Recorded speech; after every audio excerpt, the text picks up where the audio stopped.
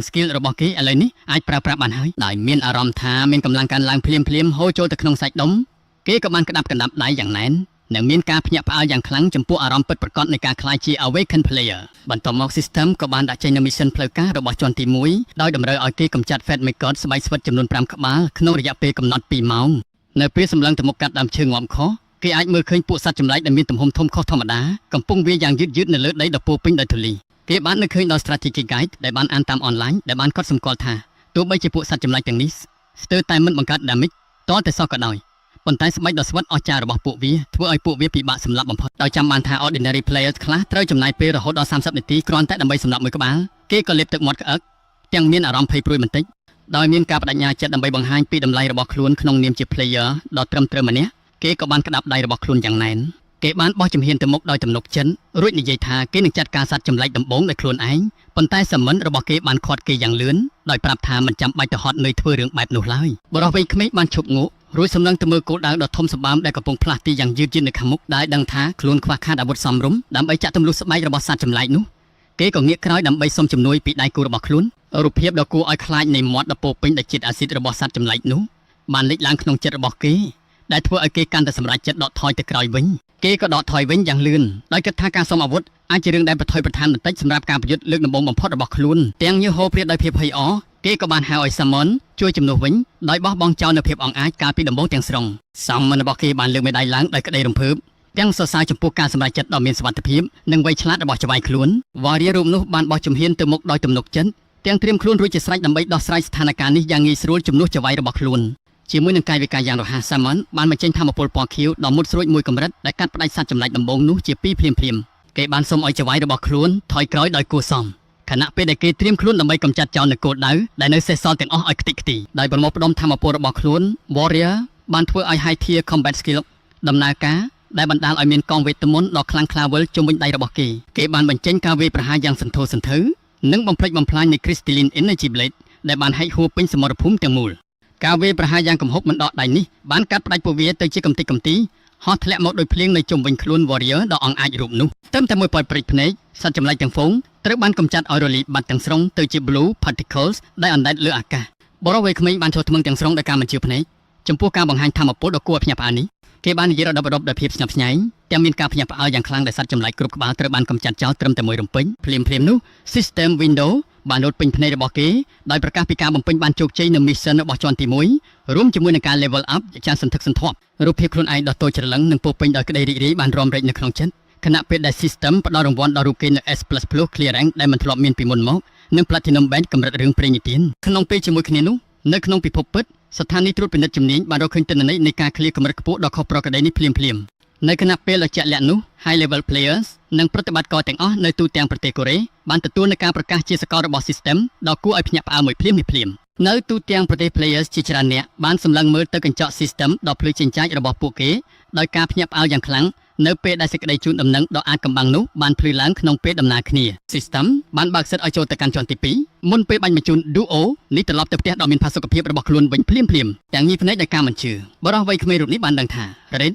ទាំងមួយចំណាយពេលត្រឹមតែ5នាទីប៉ុណ្ណោះដែលធ្វើឲ្យគេទទួលបានការសរសើរយ៉ាងខ្លាំងពី Warrior ដ៏ស្មោះត្រង់របស់ខ្លួនគេបានសារភាពថាខ្លួនឯងគ្រាន់តែឈរមើលជុំវិញដោយមិនបានធ្វើអ្វីទាល់តែសោះប៉ុន្តែសាមញ្ញរបស់គេបានលួងលោមគេថាច្បាយគឺត្រូវទុកការងារធ្ងន់ឲ្យអ្នកបម្រើជាអ្នកចាត់ការបែបនេះហើយគេបាននឹកឃើញដល់រឿងរ៉ាវគួរឲ្យខ្លាចដែលធ្លាប់ឮអំពី Players ដទៃដែលប្រយុទ្ធរហូតដល់អស់កម្លាំងល្វើយដែលធ្វើឲ្យជ័យជំនះដ៏រលូនអស្ចារ្យរបស់គេមានអារម្មណ៍ដូចជាយល់សពទាំងស្រុងដោយងាកមកចាប់អារម្មណ៍លើរង្វាន់ដែលនៅលើតុគេក៏បានរើសយកគ្រីស្តាល់ពណ៌ខៀវដែលកំពុងភ្លឺចាញ់ចាំងរួចដឹងថាវាគឺជា Mana Stone ដ៏ពិតប្រាកដមួយគេបានពិនិត្យមើលគ្រីស្តាល់នោះយ៉ាងយកចិត្តទុកដាក់ទាំងដឹងថាដុំថ្មទាំងនេះបានក្លាយជាធនធានដែលមិនអាចខ្វះបាននិងមានតម្លៃខ្ពស់នៅក្នុងឧស្សាហកម្មទំនើបនៅពេលមើលតាម Online Strategy Guide និងតម្លៃទីផ្សារគេបានគណនាឃើញថារបស់ដែលរកបានយ៉ាងលឿននេះមានតម្លៃរហូតដល់ទៅ 50,000 វ៉ុនឯណោះទោះជាយ៉ាងណាក៏ដោយនៅពេលសម្លឹងមើលទៅ Insignia ពណ៌ប្រាក់ដែលចែងចាំងនៅក្បែរនោះគេបានកត់សម្គាល់ឃើញថាមិនដែលមានវេទិកាសាធារណៈណាមួយនិយាយអំពីការទទួលបាន Platinum Badge ជាផ្លូវការនោះទេដោយសម្រាប់ចិត្តមិនគិតច្រើនពេកបន្ទាប់ពីរកលុយបានយ៉ាងលឿនក្នុងពេលត្រឹមតែ3នាទី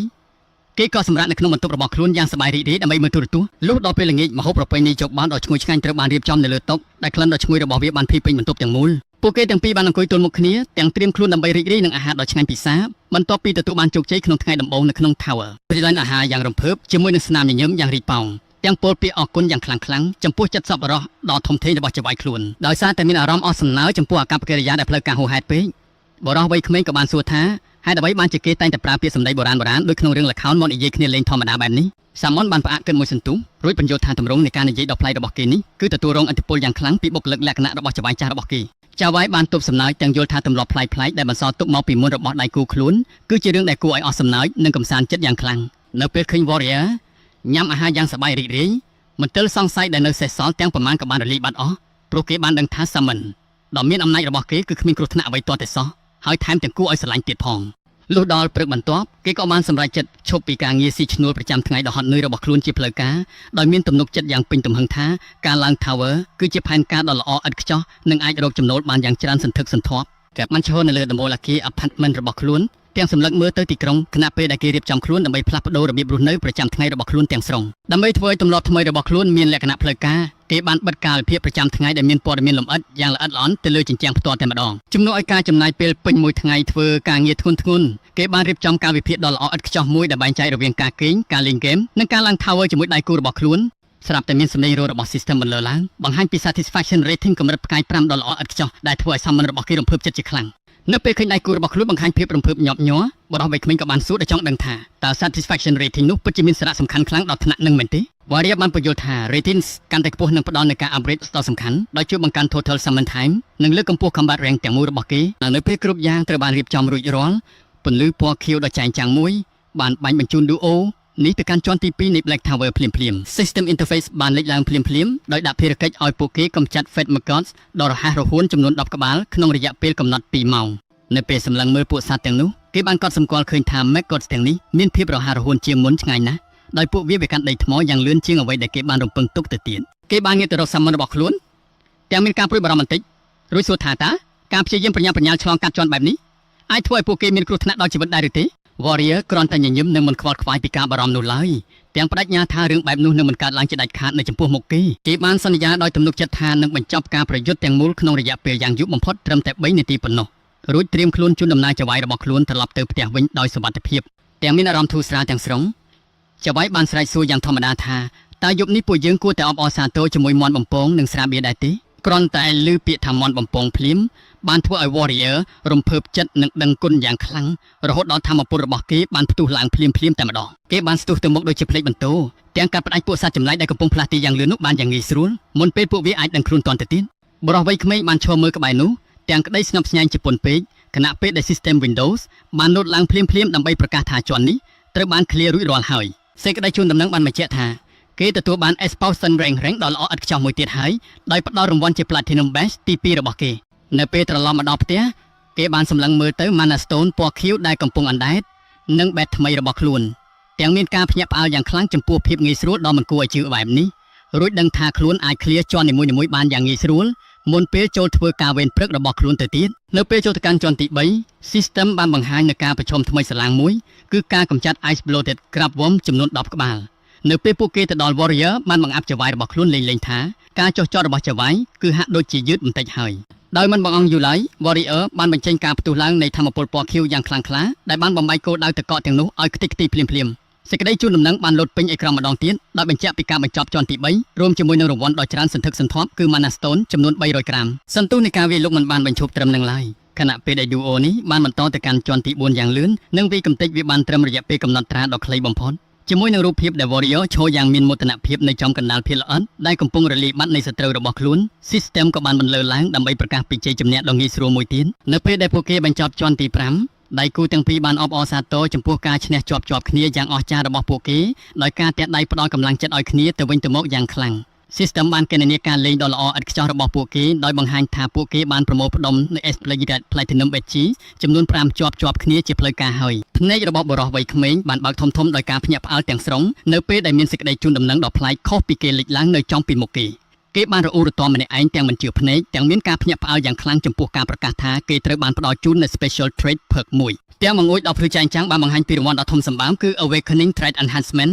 ដែលបង្កើនសមត្ថភាពរបស់គេជាអចិន្ត្រៃយ៍ផឹកដ៏អស្ចារ្យនេះបានបង្កើនធម៌ពលរបស់គេទ្វេដងជាផ្លូវការដែលអនុញ្ញាតឲ្យគេរក្សាទុក Summon ចំនួន2ក្នុងពេលដំណើរគ្នានៅលើសមរភូមិក្នុងពេលតែមួយពេលសម្លឹងមើលផ្ទាំង Status Window ដែលទើបតែធ្វើបច្ចុប្បន្នភាពរួចជួយយក បានត្រឹមឈរភាំងព្រោះតែដែនកំណត់ concurrent summon របស់គាត់បានកើនឡើងរហូតដល់ទៅ2នាក់គាត់ដឹងថានេះមានន័យថាគាត់អាចនាំយក companion ថ្មីស្លាំងម្នាក់ទៀតមកជាមួយបាន